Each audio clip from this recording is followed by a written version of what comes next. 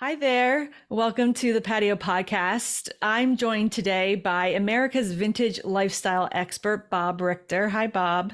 Hi. Bob is the author of A Very Vintage Christmas and Vintage Living. He's known for his starring role in PBS's Market Warriors, and Bob has also hosted Flea Market Minute and Minute Makeover. He shares his vintage holiday expertise on television. You might have seen him on Good Morning America, the Hallmark Channel, our favorite, and in print, such as publications like the New York Times and Parade Magazine. His brand new book, which we'll talk about later, is A Very Vintage Holiday, collecting, decorating, and celebrating all year long. It's out now. And I'm going to be giving away 2 copies of that book for listeners. So keep an eye out for information on that and stay tuned after Bob and I have a conversation. So, hi, Bob. Hi. So we Yes, wow, first, what an introduction. There's a yeah. lot of Well, stuff, and most importantly, I'm from Allentown I and know. I'm bananas over Hess's. Well, so we first started chatting on Instagram, maybe just, I think you liked the post that I did around the holidays of Hess's boxes. And as soon as I clicked, you had maybe the blue verified, they're like, who's this? I'm like, I have his book, Vintage Living. I've had it for years. And it's been either like on my coffee table or on my bookshelf after I read it. But at the time, when I got that book, I did not appreciate that you were local. And I should have known because it seems like all roads in this vintage flea market world lead back to Pennsylvania. So I'm not surprised, but I did not know that. So that's great. And the Patio Podcast is really lucky to have you. Well, I feel the same way. I do a number of interviews and I don't recall being this excited Oh, about one. good, There's good. so much. There's so many Yeah, beautiful there things about is. Hess's that I want to talk about. And thank you So for the opportunity. And thank you for doing this because, I mean, everybody who hears about it is just so excited that there's this venue to talk about Hess's. yeah, It's all inside of us and we want to share. yeah, I think that you and I are lucky that the things we're passionate about and our purpose in life um, are things that aren't very polarizing. Everyone loves the holidays. Everyone, I know that there comes with some bittersweet emotions. However, for the most part, we're spreading joy that 99.9% of the people feel, and that's a really lucky position for us to be in. That happens to be what our passion is. Absolutely 100%. We share comforts, comfort and joy. Yes, yes. Let's start by telling me about your earliest memories of Hess's. Well, I grew up in Allentown, as I said, and Hess's was the go-to place to see Santa. And I definitely have collective memories of being on Santa's lap. My mom was really amazing about every single year getting the picture, like I don't know if you can see there's, this and that's what the cover looks like. And I mean, I've got them for every year, starting with infants and you know, that's the year I was a little afraid of Santa. So I'm sort of leaning off to the side. And, I went through my whole trajectory, but it all went back to like baby. Like there's like, so I obviously don't remember that, but I have a collective memory of the excitement of the holidays. And obviously that's a huge thing for me and my work, and it's what I do. And I have memory of being at Hess's at Christmas, and being on Santa's lap. The last figure I remember meeting and sitting on his lap was Spider-Man. That one I have a very visceral memory of because I was probably a little too old for it, but I was still excited. I'm like, wait, I think I'm too cool for this. I don't know if I should do this. But the holidays are always the memory because that's where we did our Christmas shopping and that's where I saw Santa.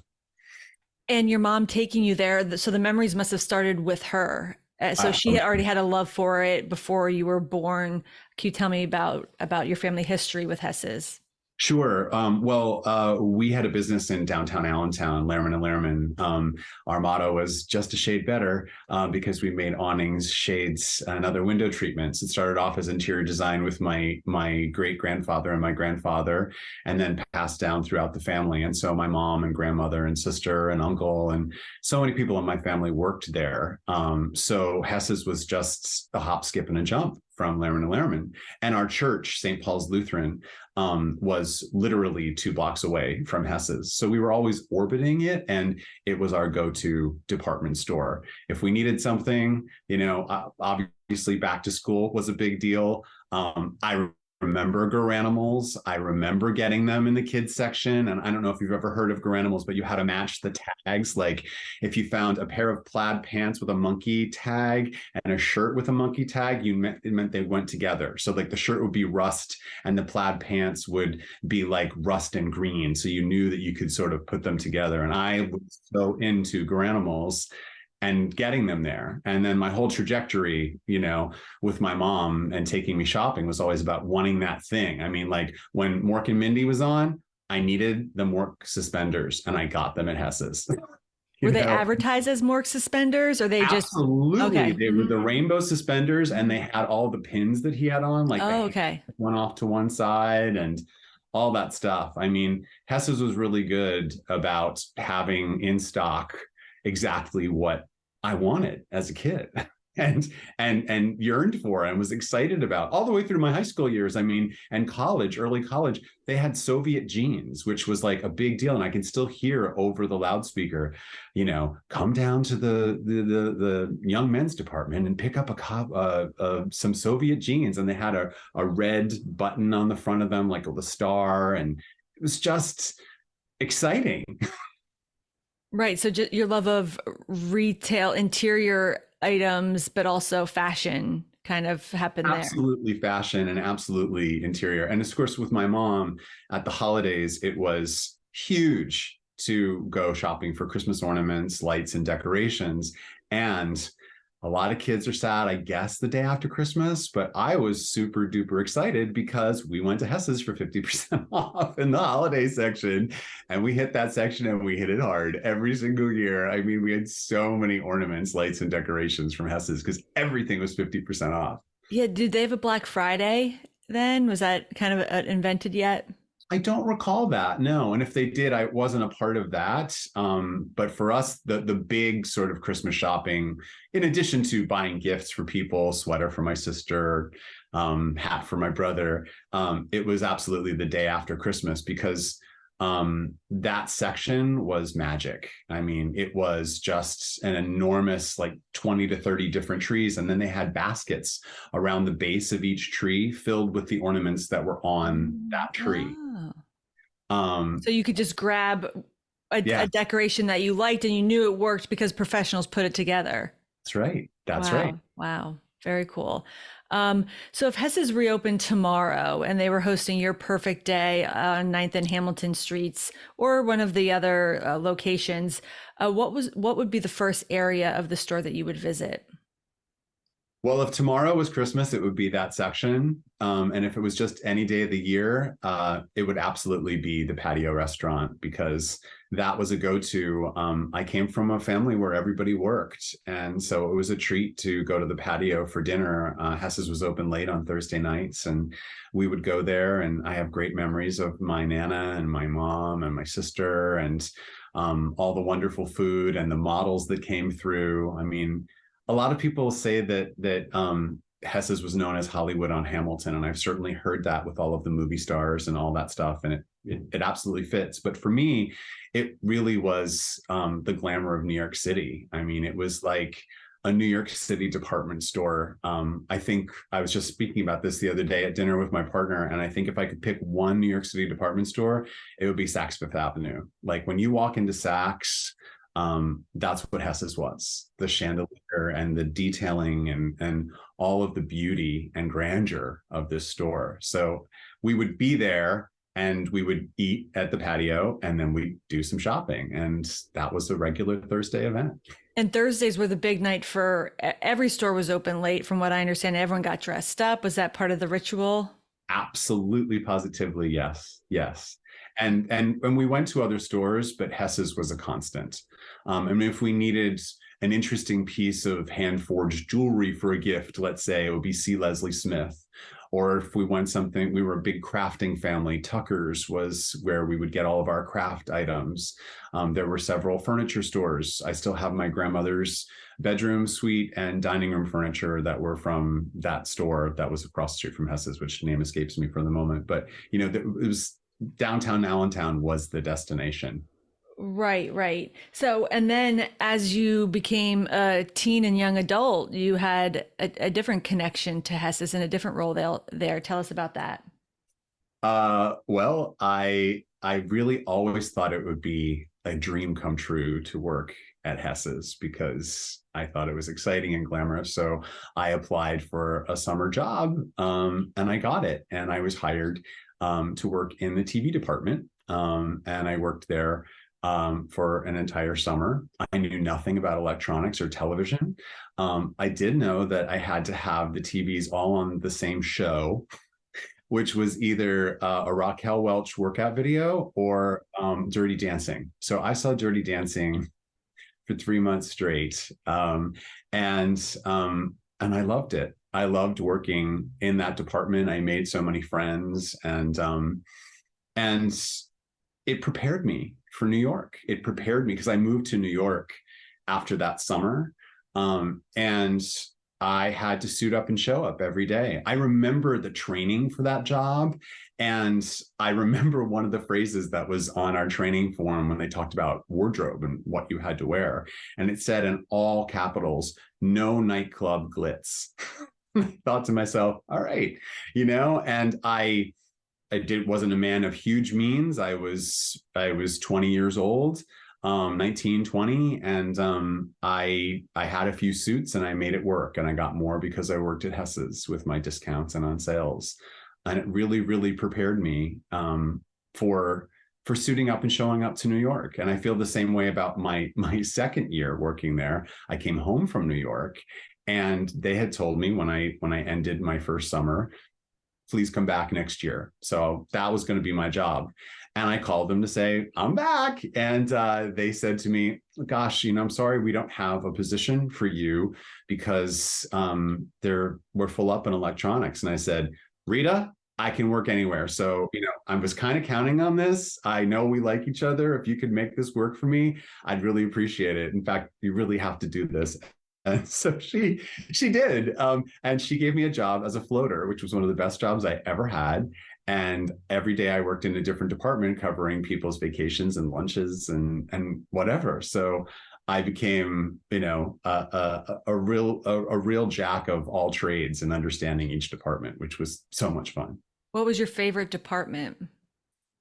Oh gosh. I loved books because it wasn't very crowded and there weren't a lot of people there. And I actually still have some of the books that I bought in that department because I got to actually then, of course, you know, I'm sure I spent more money than I made because I would always buy stuff. If I was in housewares, I'd be like, Mom, those dishes are on sale, or, you know, whatever. Young men. And then you got a discount too as an employee. Absolutely. Absolutely. Positively. Yes.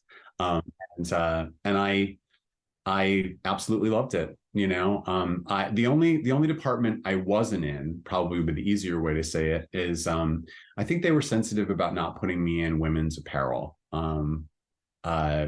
because I wasn't a woman and I wouldn't necessarily understand the foot of a woman or the, you know, what would be right for them. But at pretty much every other department, lawn furniture was the toughest. Those were big ticket items, and I wasn't always great about understanding how to ring them up. So I'd solicit help. But so many people who didn't know me thought that I was a junior executive in training because I would ride up that escalator in my suit on, and at the top of each landing of the escalator, it was all mirrored. There would be some beautiful antique statue on the top of each landing. And I checked myself out coming up, whatever. But I had this little leather attaché that I carried, and there's not much to do in lawn furniture. So inside, I had cards and letters to write to my college friends. I'd stand there and I'd write, but people, I guess, thought I was doing some very official Hess's inventory or something like that. But I was really writing my friend Sharon. That's so funny. So between working in the TV department and loving the books department, did you know that you wanted to meld these worlds of design and entertainment and vintage crafting, that you said your family was a big craft family? Like, how did your career evolve? Well, I think at the very baseline of it, my career evolved because New York, a lot of people don't make it in New York because it's tough. It's dog eat dog. And Hess's was great training ground for that for me. Even the way I had to invite myself to the party for year two, Rita was about to say, sorry, no job for you. And I appealed to her kindness and created an opportunity for myself. I mean, Hess showed me what was possible. It showed me that if you suited up and showed up, great things could happen and great experiences could happen. And it gave me an eye for design outside of my family business. I mean, my grandmother did incredible window treatments and beautiful slip covers and things like that. And Hess's sort of had it all put together. I'm sure that shaped my style and my taste. And just even the way the store was laid out, the Christmas department. I mean, the trees weren't haphazardly decorated. They were professionally and beautifully decorated. And that's what I do. Hess has probably had about 20 trees in that department, and I have about 20 trees in my house every year decorated for Christmas. So I know that it had a great impact upon me. And what was your job in New York, or what exact industry were you in?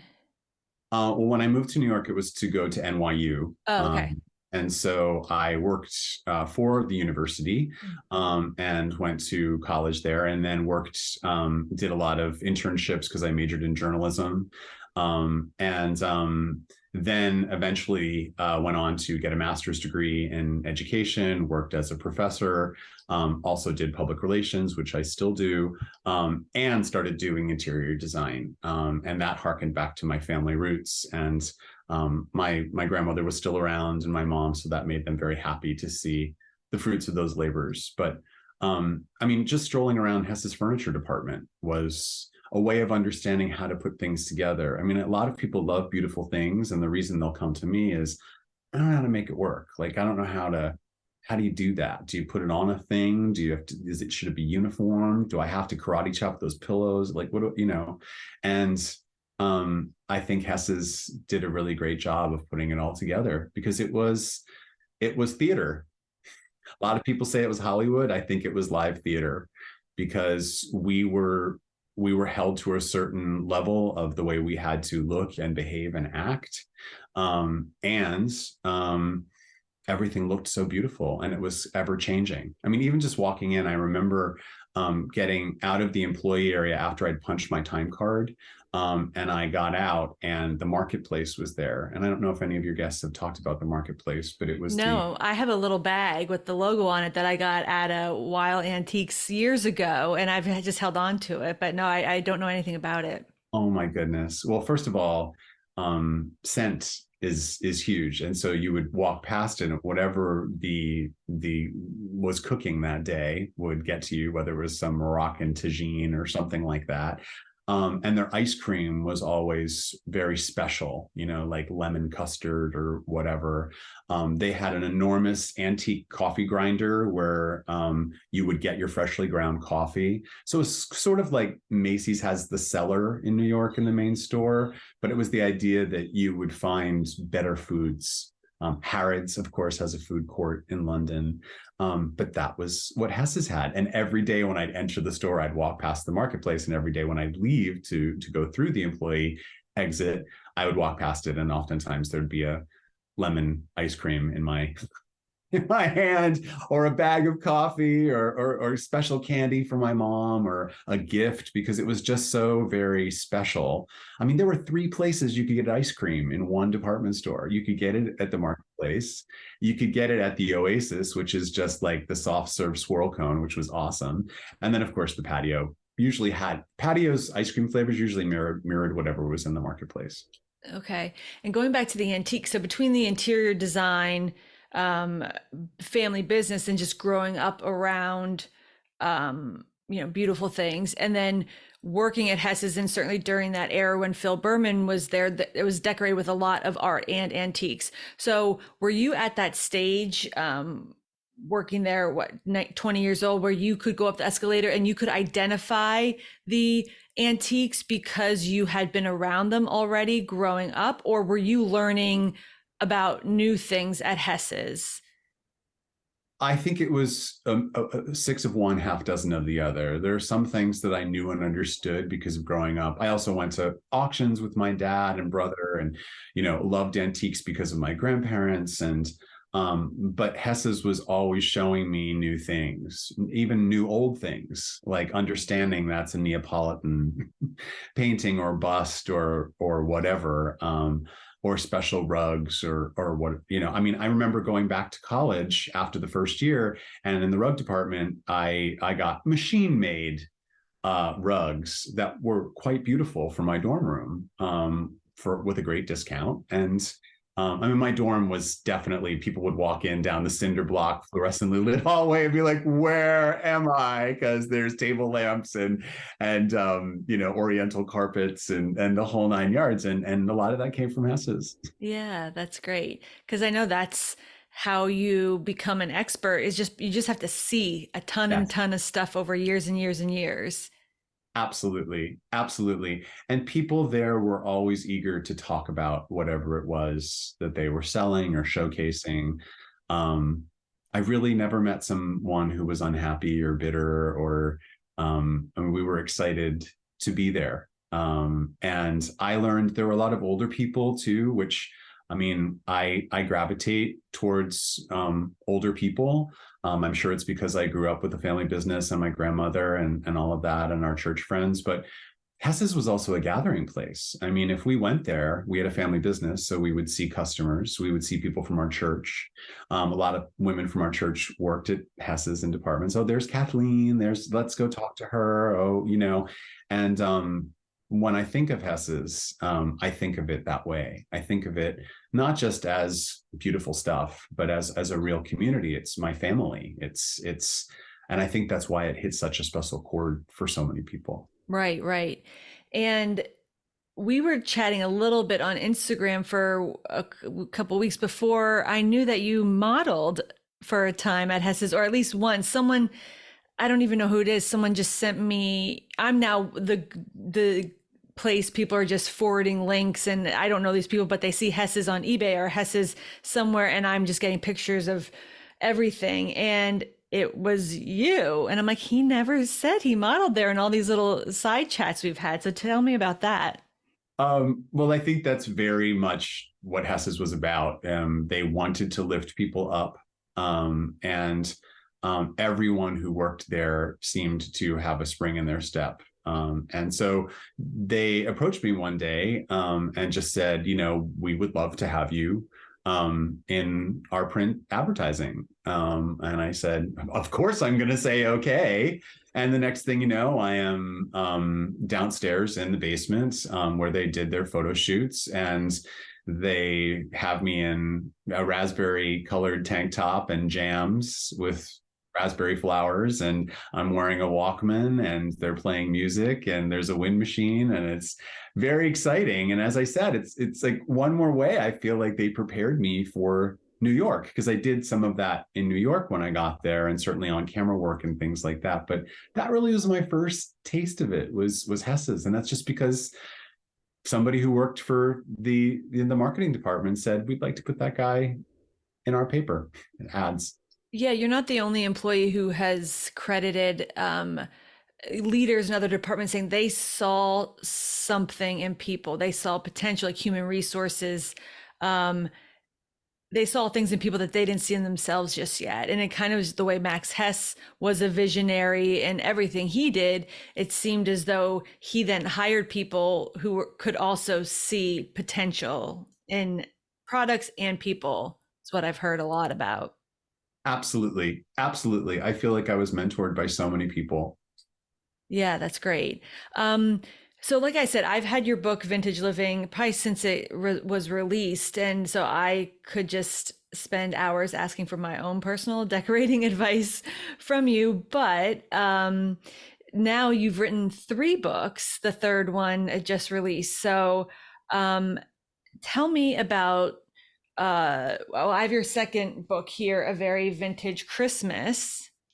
Um, and then tell me about A Very Vintage Holiday, your latest book. Um, well, a very vintage holiday is all the holidays that I celebrate, decorated and celebrated the vintage way. And what do I mean by that? Well, I use vintage objects. I don't necessarily use them in the same way that my grandmother did. I might use her mixing bowl and put her ornaments in it. Or I do a tree in my dining room with popcorn and cranberry. So that's a vintage way. It's something my mom and I used to do together. And so now when I do it, I think of her. It's very mindful.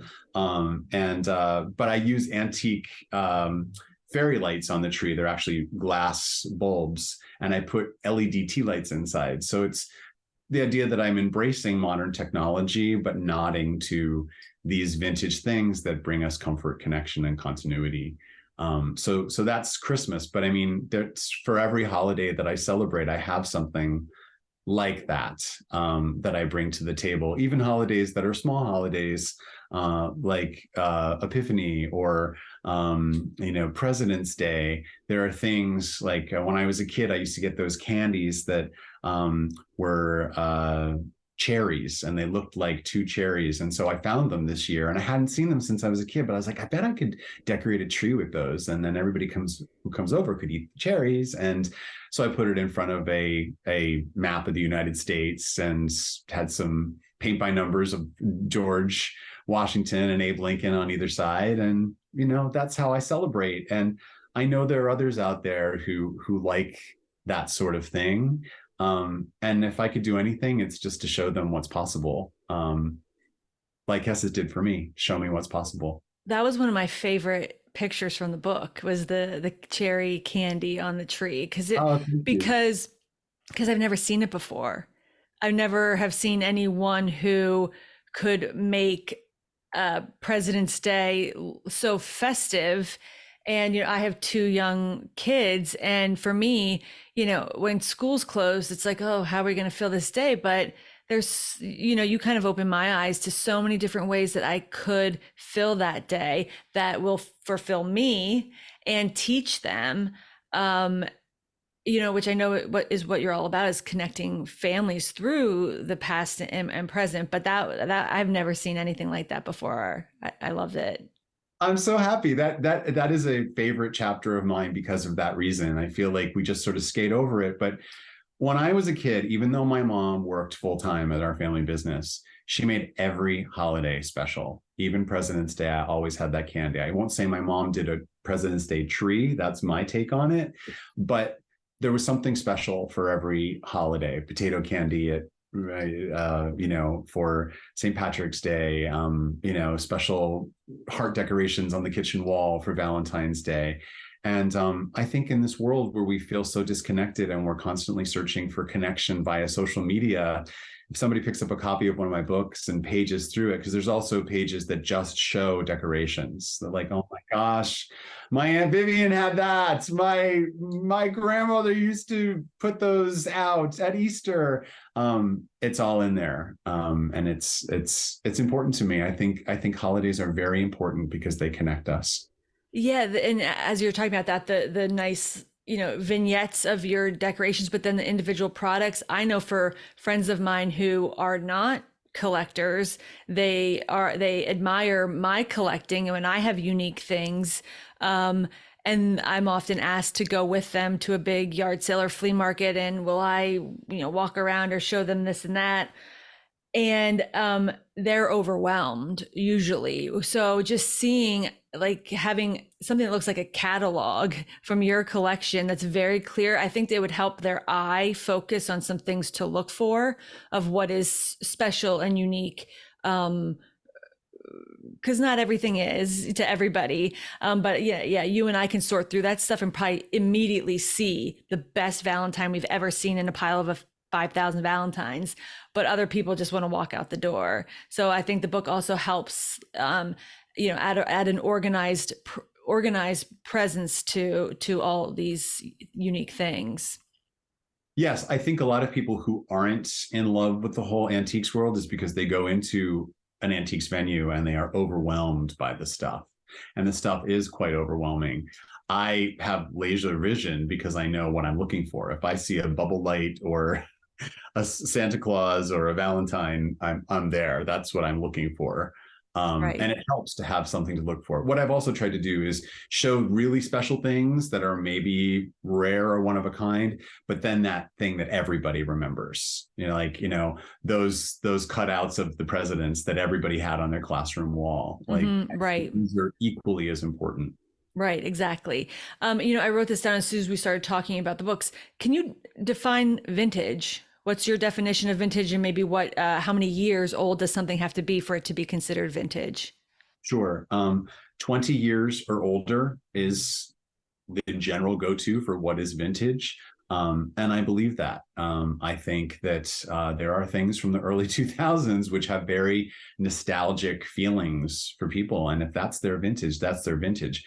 It probably wouldn't be my vintage. My vintage starts for me, at the 1920s, 30s, and probably goes through the 70s because that's the period that I love. But technically, it should be 20 years or older, and not over 100 years, because 100 or years or over would make it an antique. So things now from the early 20s are officially antiques. And just because something is 100 years old, it can be defined as an antique, even if it's not necessarily special or important to that craft, or if it was somehow mass produced. I don't know if what was mass produced 100 years ago, but that would still be an antique. Take a Singer sewing machine, like one of the Okay, number yep. one things people have in their attics or garage, and it has sentimental value to them, but it doesn't have financial value.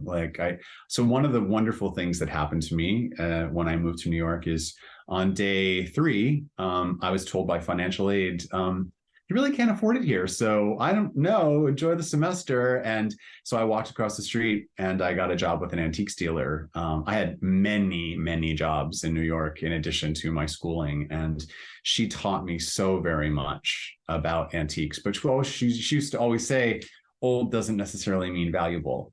Those two things are not the same. I mean, there are Grecian urns that are really old, and they're not that valuable because they held olive oil, and there were zillions of them, and there still are.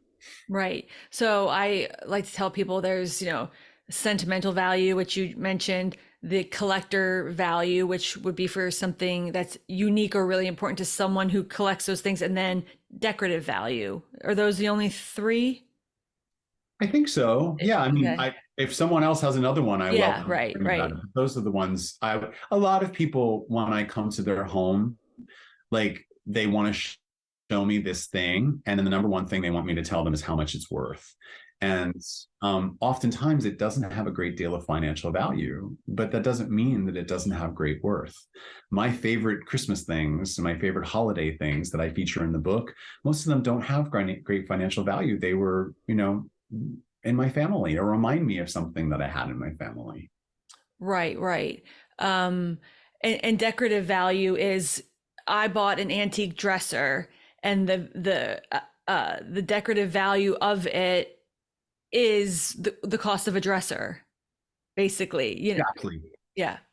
Exactly. And by the way, as you well know, because I know you go to auctions like I do, there can be a beautiful dresser, and if two people believe that it has decorative value, that can go for 3 times what the estimate was, because there were 2 people. My dad always used to say it only takes 2 people at an auction to make something go sky high. So if 2 people are like, I gotta leave with that dresser, I've seen it happen. hmm I think about, like, on the flip side, if there's two of something out there, and one comes up for auction, and say there is a bidding war, or maybe just one person gets it for a super high reserve, the other one could be worth nothing the next day because the only person who was willing to pay $1 million for it got it yesterday.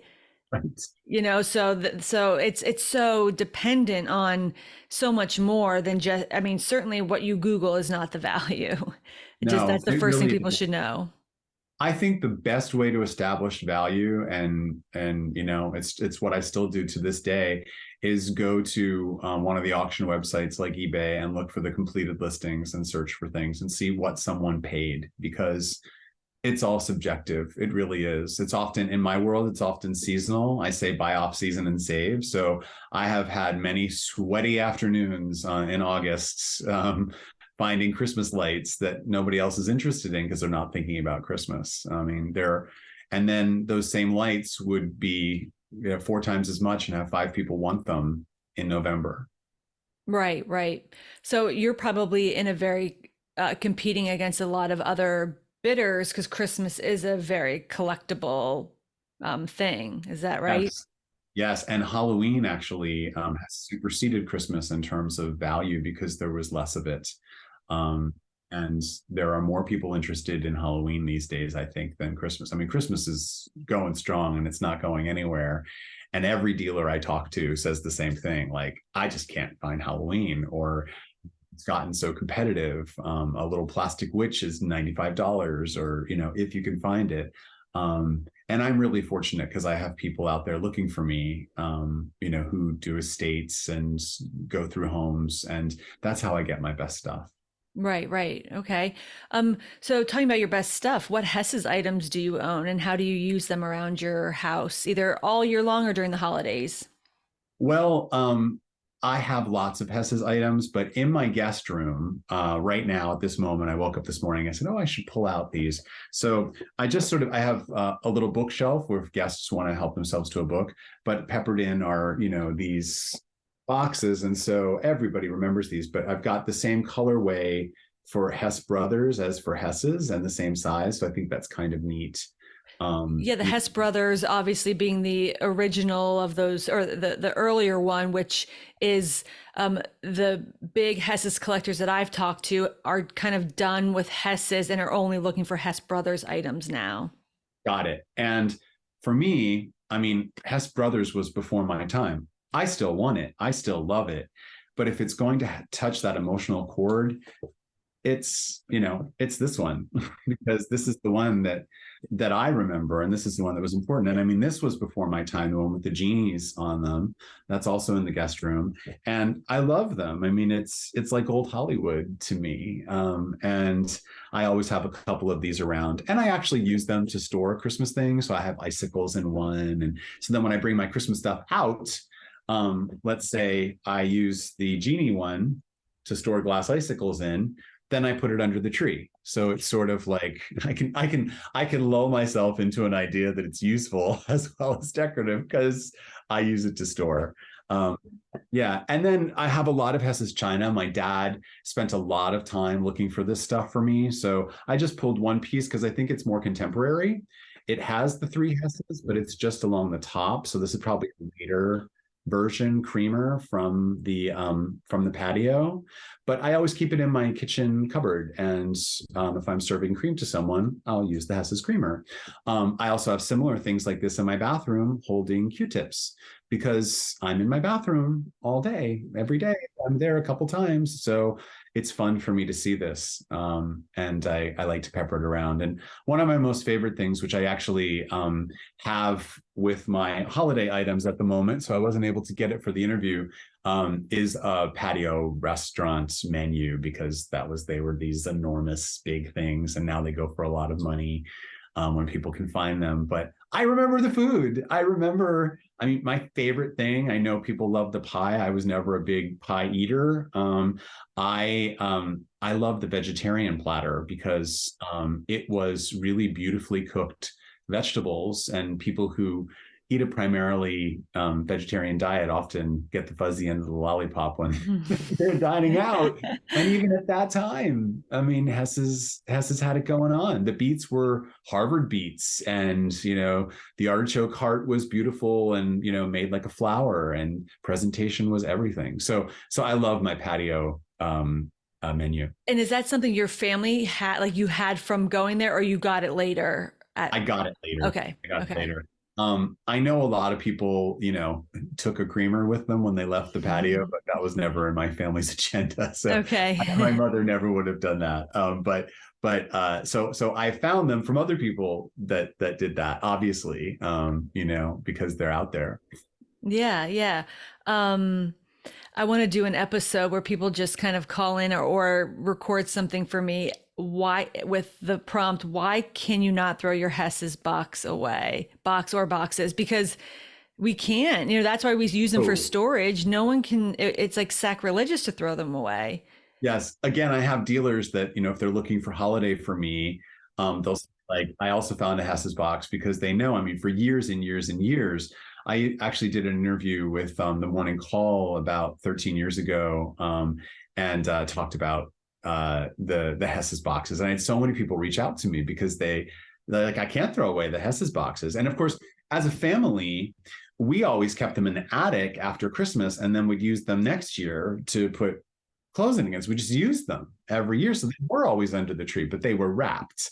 Now, like you, I put them under the tree and they are the wrapping because they bring me that instant nostalgia and that instant comfort. It's so funny. I've heard a lot of people who get very wistful and sad about Hess's. And I don't feel that way. I did once when they closed. I did. It was like mourning a death. It was very powerfully sad for me. And now I think one of the things we had shared when I was talking about holidays is that, one of my mentors once told me that a ghost is really a memory, and I love that because if you think about it, like it's either a bad memory or a good memory. And for me, that's what Hess's is. It's like a happy ghost that's part of my life.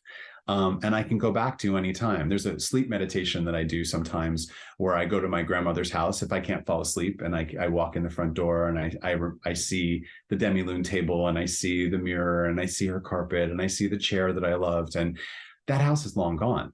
But to me, it's very real. It's a ghost, and so that's what Hess's is for me, is this beautiful place that's literally physically not there anymore, but I can go there anytime in my mind. And I believe, if you believe all the ghost stuff, that like after I physically leave this plane, there's going to be like a little memory of me going up that escalator every morning for 2 summers in my best suit and tie, and excited about what the day held. I mean, there's part of me that's always there.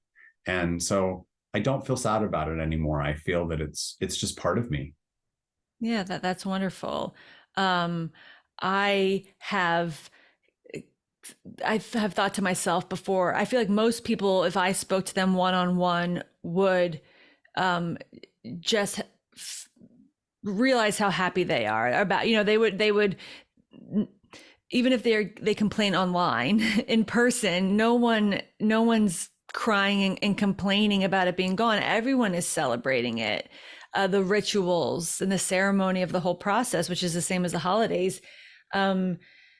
Yeah, so I think it's just when people get on social media when some of that complaining comes out. So I try to avoid that at all costs as well. And I also try not to judge, because I did not spend my formative years there. So I can't tell someone how to feel about that, because but that's very great that you don't. And when you talk about, I think that in my experience, the ghosts and everything that you're talking about, when you just touch old things or into vintage and antique items, there's a soul there in these objects that I can never explain. I'm like getting goosebumps just thinking about it, in the way that, like, I'll tell you one story. I'm sure you have thousands of these stories, but when I first got my first house, I wanted to make a big engineering print of a sheet music. Just thought it looked cool, black and white.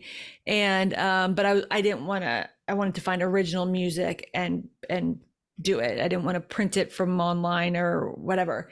And so kind of was looking for that whole yard sale season that summer, and like the last yard sale at my like next door neighbor's house of the season, I pick up all this ephemera in a pile, and I pick it up, and there is sheet music beautifully in beautiful condition that I could easily enlarge. And it was the song Katie, Beautiful Katie, which my dad used to sing to me.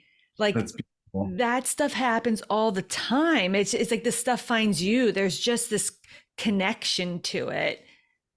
Yes, absolutely. There's a synchronicity there. If you are present, things appear, and they have great meaning. That's why I love holiday things, because for most cases, people put them out at a time of joy, and there's a lot of joy that those objects hold. And that's why I like having them in my home, and that's why I like passing them along as gifts to others, because my last chapter in all of my books is always pay it forward. And so I believe if you love something, give it away, like give it to somebody. My grandmother did that for many years while she was still alive. If there was something I loved in her home, a lamp,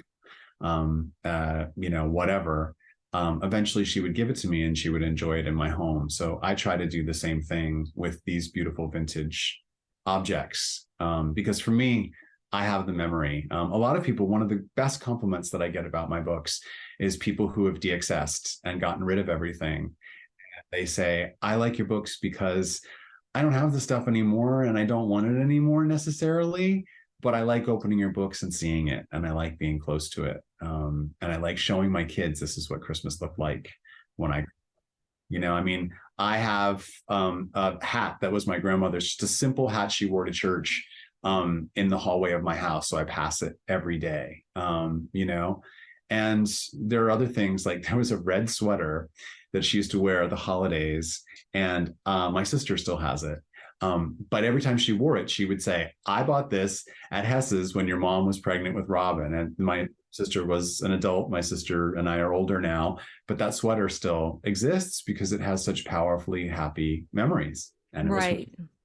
Wow, that's great. So as a collector, what do you consider to be the holy grail of Hess's memorabilia? gosh, the things that I would want the most. So when I would go into the employee area before I punched my time card, there was an enormous framed greeting card to Max Hess from all of the employees. And it was a hand-painted gouache, beautiful card that was matted and framed. And it was Merry Christmas, Max, from everyone. And it had little notes written on it, like you'd give someone if they were retiring or something like that. And I think about that card all the time. And I hope someone has it, and I hope that it's hanging in someone's home, because it was so very special. And it's like what we were just talking about. There was a lot of love in that card. There were a lot of personal notes and little drawings and things like that. Yeah. Do you know what year it was from? I don't. Yeah. I passed it every day, and as a Christmas person, I just loved it. And then probably more feasible for me, because if I put my mind to it, I could probably get them. A pair of the toy soldiers that flanked one of the satellite stores, like the South Mall. Like if we weren't at the main store, we lived on the south side of Allentown, so we would go to the South store. And for me, that was Christmas, was those toy soldiers. Yeah. Yeah. I've as early as or as most recent as 2020, I feel like I know there was one or two at Moravian Villages, the retirement community, I believe. And the people who bought it perhaps at auction moved there and then kind of donated it to be put out at Christmas time. That's so cool. There's a Morning Call article, I'll send it to you, from 2020 that says that, Moravian Villages. And then I actually tried to drive by there recently, but I got their location wrong. There was it's called like kids campus or kids creativity, and it's, I don't know if it's a daycare or almost like a more old school one of those trampoline parks, but there's an activity center, and it's out towards the airport that they were at some point. I've seen pictures. I don't know if they're still there. So they might have been They're out there. painted. Yeah, they're there. Yeah. Uh-huh. Yeah, yeah. I mean, for me, it would definitely be something that had that holiday vibe because I have a lot of the china and I have a lot of the boxes, love them, but those for me would be the holy grail things. Absolutely. I think that you also get to a point as a collector where you realize, okay, I need big things now. I mean, those are humongous, but you can't or I mean you can, but you just are ready for bigger things, bigger pieces for your home, as probably any interior designer would recommend. Yes, absolutely. Absolutely. So if I found some store display, I had a great idea the other day. My sister listens to this, she'll laugh because I have so many great ideas that make work for my sister. Because she has carried on, I have carried on the design aspect, but she's carried on the incredible sewing artistry of our family business. And so she made all the window treatments in my home. But I thought to myself, I'm going to get one of the Hess's tablecloths and I'm going to have her make cafe curtains for my kitchen because I have a really big marble kitchen island and I switch out the decoration all the time and I switch out the curtains. And I have like, I don't know, 8 pairs that my sister made. But so that would be something to do with a Hess's tablecloth because I see them and they're not that expensive because there were a lot of them. They were draped over tables for special events and that sort of. But I thought, what am I going to do with it? I could wrap it around the base of a Christmas tree. I don't know. But I thought Robin can make cafe curtains. Yeah, that would be cool. See this little bear? This is Muriel, who was made out of one of those tablecloths by Susan Bitka, who was one of my first guests on the podcast. She was a store announcer in, I want to say 68 to 72 ish. And she sewed these 3 years in a row for the employee reunions. So the first one was named Philip for Phil Berman. The second one was Erwin for Erwin Greenberg. And this third and final year of that she did them, and might have been the last year they had one, was Muriel for Muriel Berman. So she gave me one that she had remaining. And it's real nice, thick fabric too. So they would make great curtains. Yeah, I'm excited about it. And I heard that episode. I've listened to all the episodes. Okay, good. You and NPR are like the only podcasts that I listen to. It's either something on NPR or the Hess's Band. Oh, that's so nice to hear. I meant to wear, I have a I love PBS t-shirt that I'm like, oh, I should wear this for all of his PBS work. So, yeah, great programming there. So tell me about, we talked a lot about Christmas, but talk to me a little bit about the decorations behind you for Halloween. Oh, sure. Well, again, it's a mix. There are some things, everything's vintage, but the cat over there is probably from the 90s, and the pumpkins on the mantle are probably from the 90s as well. Again, now vintage, found at the Weil Antique Center in Allentown. I love going in there. And then I have lots of older things too. The jack-o'-lanterns on top of the TV. I'm not down with my pointing on the right side. They're the oldest items on top of the television. They're those pulp jack-o'-lanterns that people used to carry as lantern candles in them. So they have become, for a lot of people, the holy grail of Halloween collecting. And I remember them when they were, $15, $25. And now pretty much it's like between $250 and $350 for one at an antique space. Wow. And it's made of the same material that an egg carton is made of. Mm-hmm. And they have little cutouts for the eyes and things like that. So but it's a mix. This is Halloween light. Mm-hmm. I mean, right now, because I'm just starting my Halloween decorating for this year. Yeah. Well, it's good that this is an appropriate time, I think. Mid, the second half of September. So that's good. I didn't know if you start after Labor Day, you're just all into Halloween. Yes, I try to really stay along the holidays. And it's so funny because when people meet me, they figure that my house is decorated for Christmas all year long or a holiday. And I think the new book, the idea is that holidays give us something to look forward to and they connect us. So I don't want it to be Christmas all year long in my house or Halloween or whatever. I try to do it as close as possible to the actual holidays. And my decorating takes a lot of time, do 20 Christmas trees. So I do start shortly after Halloween with all the Christmas stuff. Yeah, yeah. You inspired me to get out some of my Halloween stuff. I have Oh, all, nice. but I don't know the names of all these things, but same idea. I mean, the little plastic The pumpkins. blow molds, yes. Yeah, and this one is cool. Peeps. Is that what it is?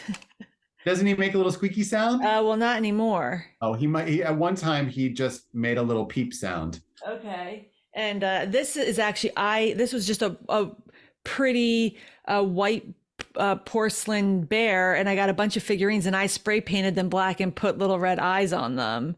That's so So cool. that's kind of how I like to do a lot of crafting and like flipping things just for fun. So that's what I do a little bit.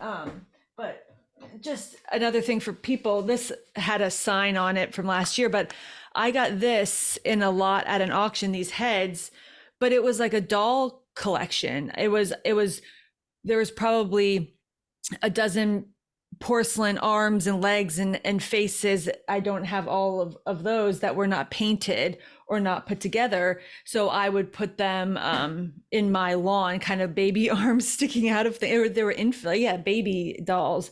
So it was really creepy. So again, that for whatever reason, I saw that auction. I'm like, this is Halloween, this is freaky Yep. stuff. So it Yep. doesn't have to all be orange. You can get inspired at different times of the year. Absolutely. And that's why if you shop these vintage venues, you're thinking like, oh, I see something and it's April, but I'm going to use that for Halloween. I mean, that's my life. And one of my favorite things in the new book, I have a lot of Halloween decorations there, is it was a mannequin hand that I put in an old box. And I set it on top of 3 books, and the books have spider webs on the spine. They were some mystery novels. But then again, with the LED tea light, I put the tea light inside, so it gives this creepy vibe with this hand that's coming out from the box, and people love it. And it's very easy to do. You just have to use your imagination. Right, right. So say someone doesn't have a huge collection, but they have one, either a special thing from Hess's or a one pumpkin. How can they put that together in a way that doesn't make it look like a light decoration, but adds some more depth to the decorations? What can you add to it that might be modern? Well, I say pull from your other areas of your home and find the colors that are in the item. So my same living room looks completely different color-wise at Christmas than it does at Halloween, because at Halloween I am going with the oranges and the blacks and some purple. But I pull vases and paintings and things from other rooms, and I use it as part of the decor because I don't want it to just be holiday stuff. I Mm-hmm. want it to feel like a home, not Right. necessarily like everything's Christmas or everything's Halloween. So I try to bring in other things from other rooms that are in the same colorway or complementary colors. Right. Okay, that makes sense. Um, so you talked about the like the egg crate. I'm sorry, I forget the name of the pumpkins behind you on the television. Yes, the pulp, I think they're called. Pulp, yes. And I've seen those. So what vintage items, if people were inspired by this to go to their local antique shop, or maybe there's some things happening on these nice fall weekends, what could they look for now for Halloween? But my other question is, what can they start to look for now that might last them from the whole spring? So say Easter to Labor Day, and even now, like what fall decorations could they perhaps use through Christmas? You Any mean color already? schemes? Yes, and I'm a big believer in that. Like as we start to decorate for fall, you can start with Halloween, but bleed through Thanksgiving. That way you've got Thanksgiving decor. So I have this in the book too. In the Thanksgiving chapter, there's a tree and it just has vintage orange Christmas balls, which they made. They experimented with a lot of odd colors that weren't necessarily reading Christmas. And so there are orange Christmas balls out there. and they're very inexpensive. You can find new ones, you can find vintage ones, maybe like $5 or $10 a box, and just do like a little twig tree with them on it. I also like to preserve leaves, like I used to do with my mom, with wax paper and iron, and I put those leaves on a tree. So I think it's important when you live with vintage to also include natural elements, so that behind me on the table there's also, fresh flowers in an orange vase. That way it's not just like 40 Halloween things, it's color and nature and all of that stuff. um, so I would say go for the color of the season, not necessarily the icon like the jack-o'-lantern or the turkey.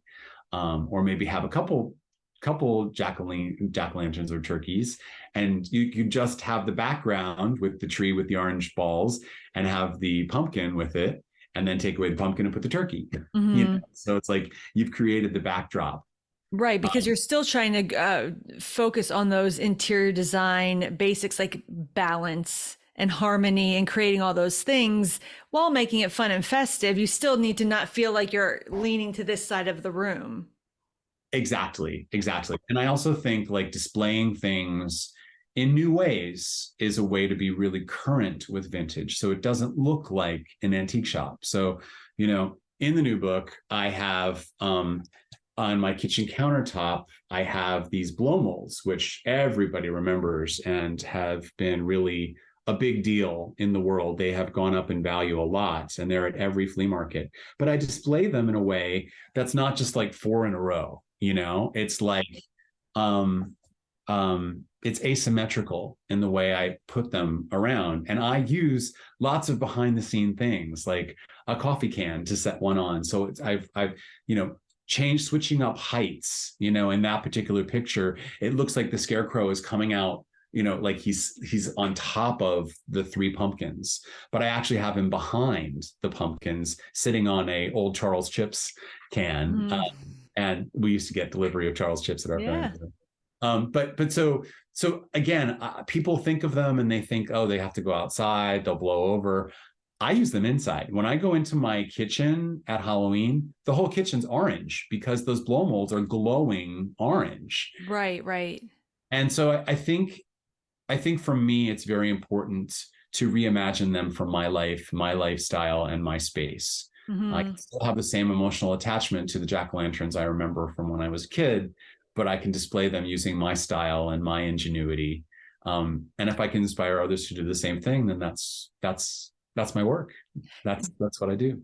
Do you have to take a picture before you take things down? Like I liked this year and I need to remember where it goes, or do you keep it the same every year for the placement?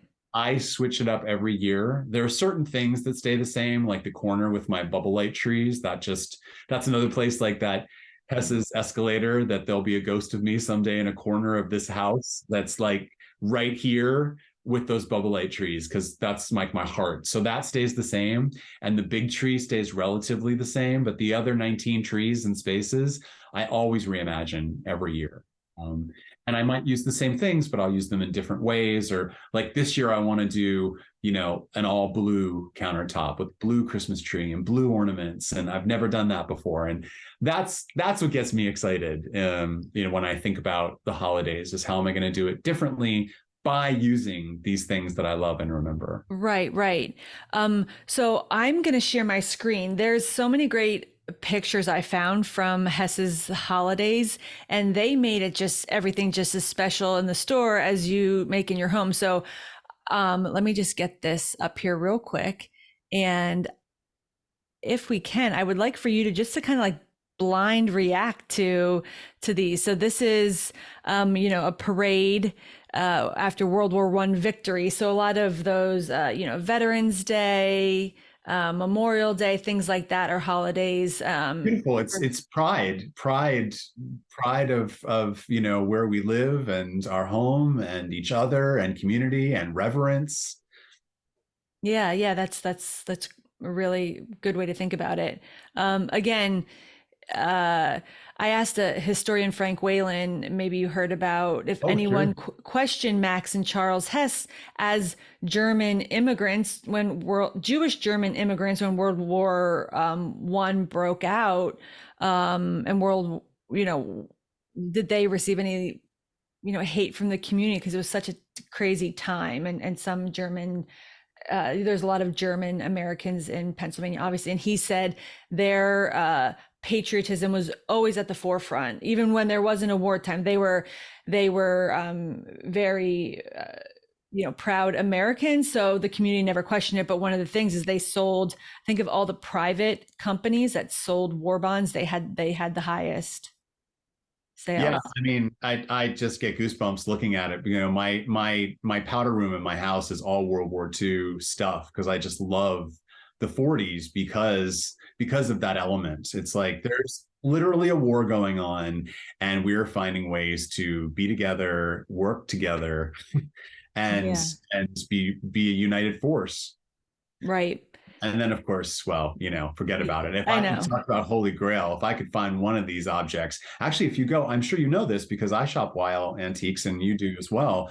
But they have a lot of Hess's figures, and I know they have Easter stuff. But I mean, this is Christmas. This is the dream of Christmas. Hmm. And I mean, come Easter on. dresses. I mean, I can remember. I think if I own, there's two dresses. Both happen to be yellow, but probably from 8 years apart from each other. That was one of the first times I remember being like, I love this dress. I would wish I could wear it as an adult. Yep.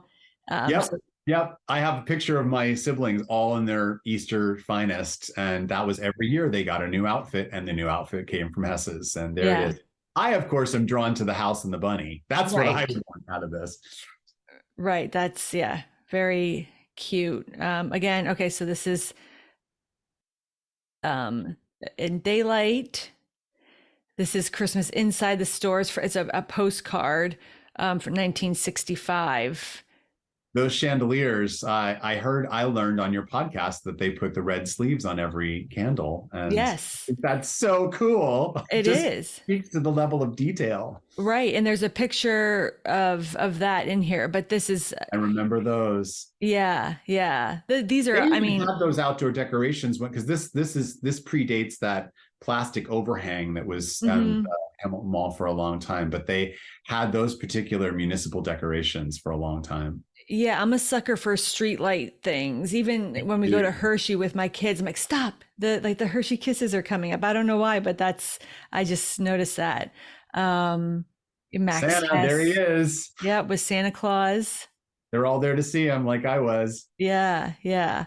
Um and here's the team putting the sleeves on. Amazing. I love this photograph because it just goes to show it all came together because there were creative people who wanted it Hmm. beautiful and Yeah. special. Yeah. Um More of the animatronic elves type thing. So these are all from the 1960s. And this was that they had a turkey carving class. I wish somebody still had that. Yeah, yeah, very true.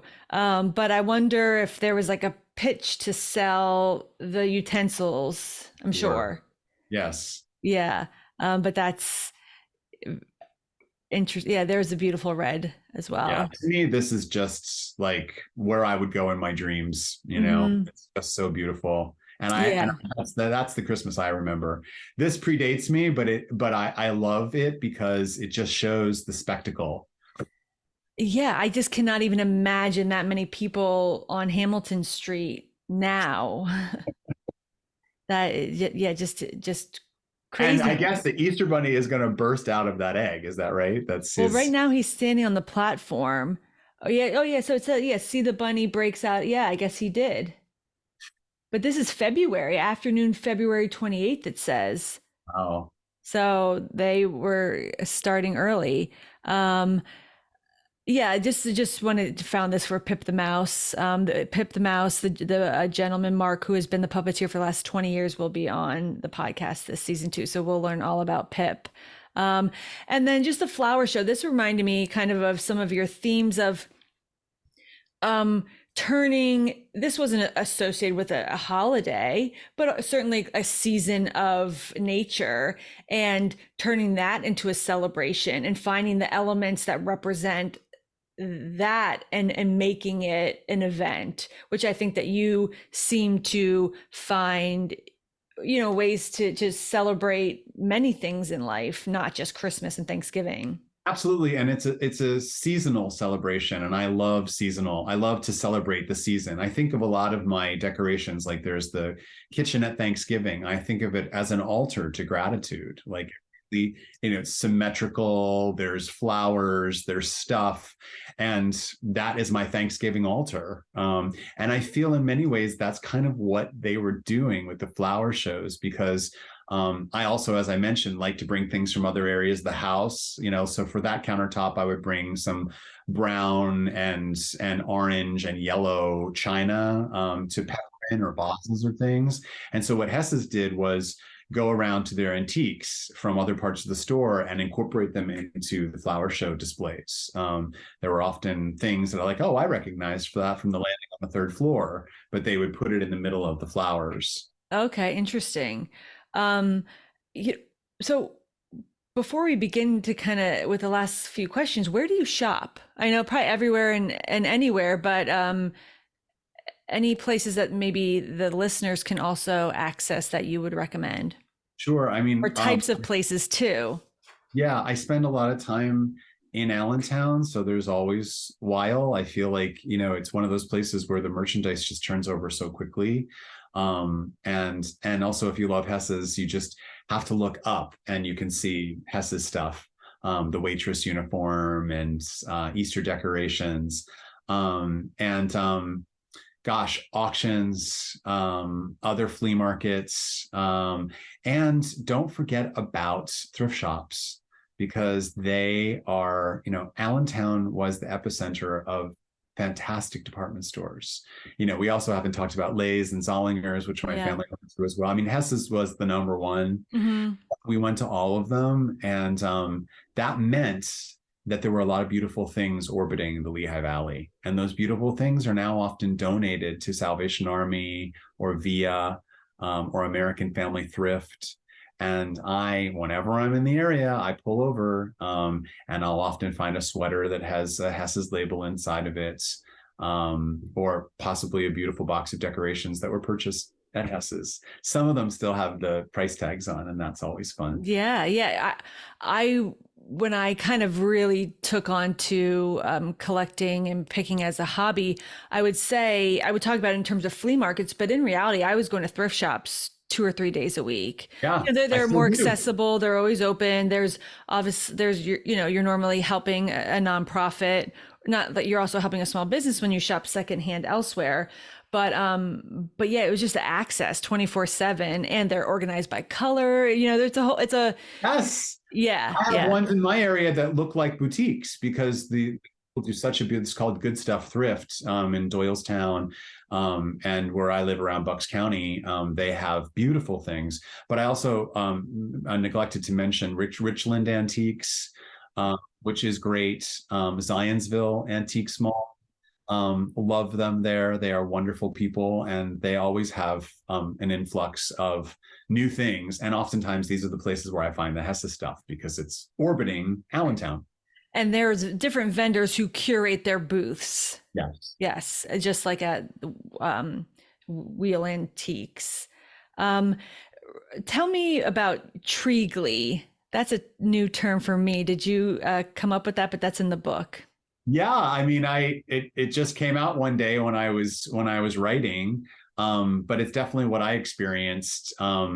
I think one of the reasons why I am so in love with the holidays is because I had very special memories from people who powerfully loved me, like my parents and my siblings. And my brother surprised me with a tree when I came home one day from the pediatrician for my routine checkup, and it was my very own tree. And I have the biggest smile in that photograph, and I still use it as my author photo. It's my author photo in a very vintage Christmas and in a very vintage holiday. But it's just the joy that bubbles up from within, because my brother made this moment special and did something just for me, and I still have the Santa Claus that was underneath. It's the only Christmas I have out all year long. It's a nightlight at my Really? I wanted to look for it quick. Um, Yeah, it's right in the introduction, I think. okay, and just before we wrap up, just for preservation, as for this podcast as an archive, is there anything else you want to tell people about Hess's, or make sure they understand about Hess's or Hess's during the holidays that before we go? Well, I don't know that I've said it articulately, but what I would like to say is that I think Hess showed us what was possible. And I think that is one of the greatest gifts you can give a young person, is to show them what's possible. I saw it was possible to create beautiful things, create community, create an environment. And funny story, my mom, who was a hoot, but also proper in her own ways, never went out without a foundation garment, and she loved telling the story of the time that she had a patio restaurant and the waitresses came through braless, underneath their clothing, of course. But my mother and grandmother were just shocked, but they didn't get up and walk out, but they were shocked because they didn't even know that was possible. Right, right. Would women really, could they do that? And so like my mom and grandmother never did that, but it showed them that yeah, this is happening. People are doing this, like that topless bikini that never sold, like I love right. podcast. Of course it never sold. Of course they're not going to wear it, but it opens up a different world. And that's what Hess's did and still did. And I'm still finding things. I recently found a piece of ephemera that I love that I will email you when I unearth it.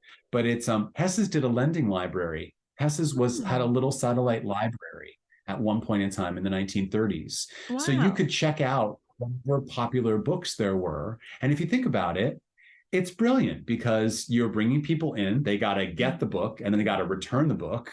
They charge them whatever, a penny a day. So that's 2 times you're getting the customer in the store. And they're abreast of the newest novel. And oh, guess what? You don't have to buy it because you're lending it. I mean, the ingenuity that Hess's had is still inspiring to me. It's still, as an entrepreneur, it's the kind of thing I tap into when I am out there promoting books or when I'm writing or creating, because you can be creative and also be a really good business person. And absolutely. That was Hess's. Mm-hmm. Yeah. Most successful entrepreneurs have some creativity, whether it's material things and you can see the aesthetic, or it's just in how they run or market their business. Creativity is a characteristic however much if I have it, it is my most sacred possession. I wouldn't trade that for anything. Yes, absolutely. And I think the last one is absolute equality and humanity, which is a core tenet in my spiritual life and in my beliefs.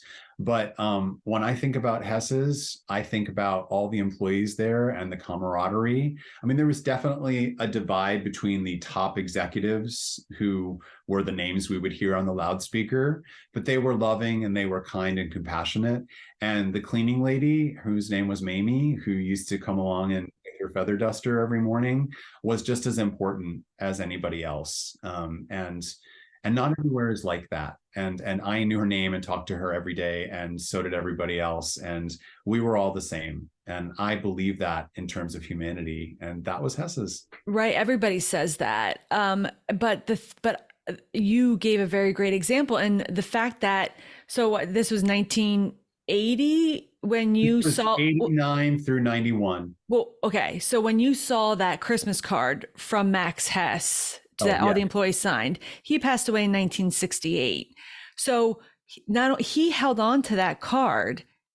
So even if it never sold, the fact that he held on, it meant something to him that all those employees gave him a card. So this is the man at the top.